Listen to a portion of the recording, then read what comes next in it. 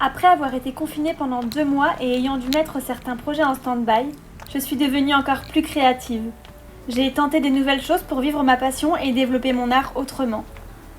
Et puis je me suis mise à écrire. J'ai osé, j'ose encore, je tente de nouvelles expériences. Je m'épanouis chaque jour davantage, je libère ma créativité sans avoir peur du regard des autres. J'écris avec mes mots, j'interprète à ma façon mes petits scénarios.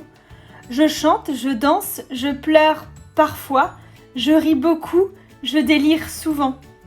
Je vis à ma façon cette vie où je suis libre d'être moi, loin des stéréotypes de la société.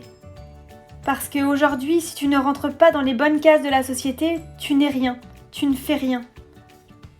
Cassons les préjugés, libérons-nous, osons être des atypiques, des gens hors normes. Cessons d'être des moutons, des figurines humaines. Nous sommes tous singuliers, avec nos qualités, nos défauts, nos originalités. Assumons ce que nous sommes.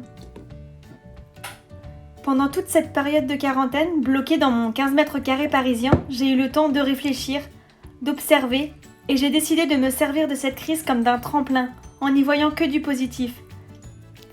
À l'heure du déconfinement, je sors de tout ça grandi, libérée, épanouie et des projets plein la tête.